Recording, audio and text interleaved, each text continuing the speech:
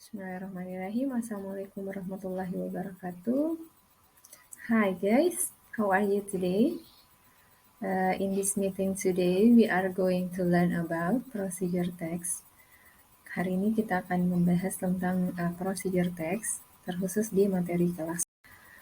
Alright, first of all, we have to know the definition of procedure text. Pertama-tama, we have to know about the definition. Kita harus terlebih dahulu memahami definisi atau pengertian dari text procedure. So, what is a procedure text?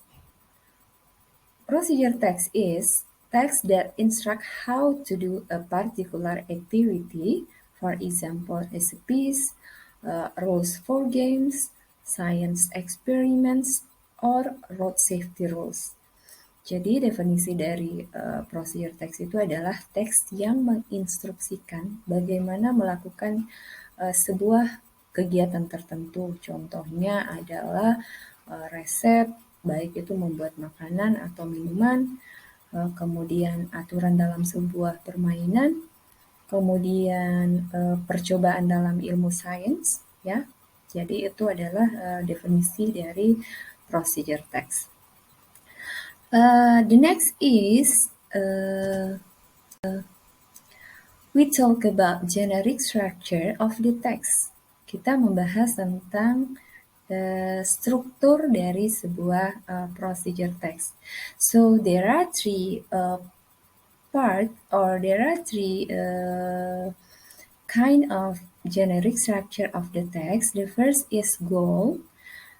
The second is material or ingredients, and the last one is step. Jadi yang pertama adalah ada goal-nya, harus ada tujuannya.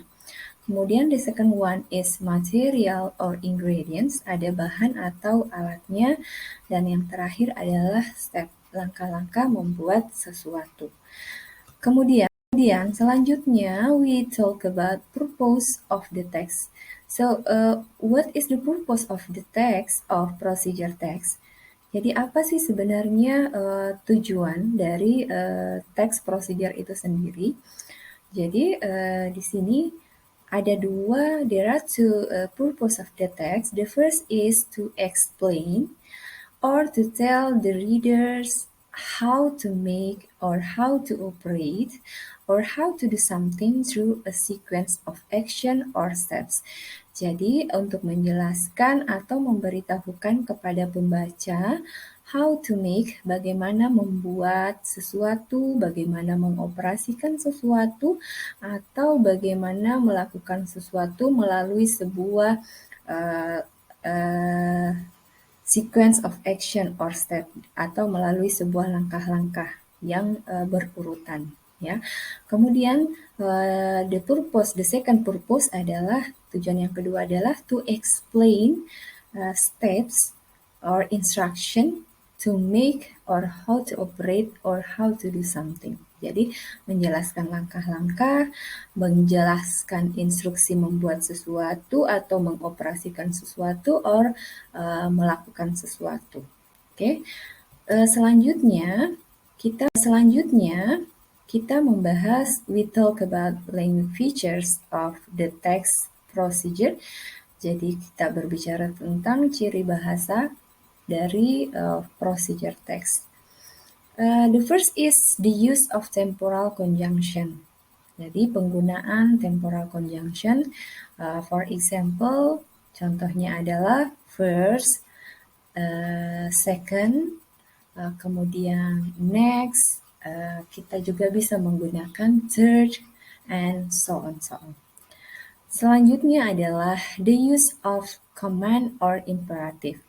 Penggunaan perintah, ya, penggunaan perintah, for example, put the noodles on bla bla bla. Jadi taruh mie-nya di titik-titik. Itu adalah sebuah contoh kalimat perintah atau sebuah perintah. And the third is the use of adverbial to express detail the time. Contohnya adalah for 2 minutes, 2 hours, and so on.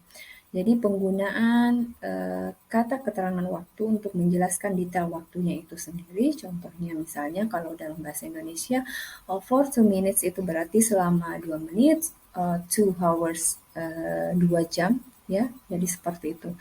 Selanjutnya adalah the use of action verbs.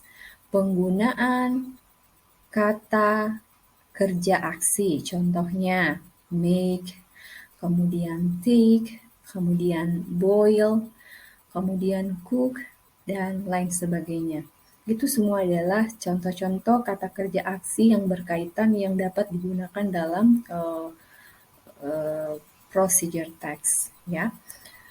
Dan the last one, yang terakhir adalah the use of simple present tense. Jadi, kalian harus ingat bahwa dalam penggunaan language features procedure text itu tenses yang digunakan adalah simple present tense.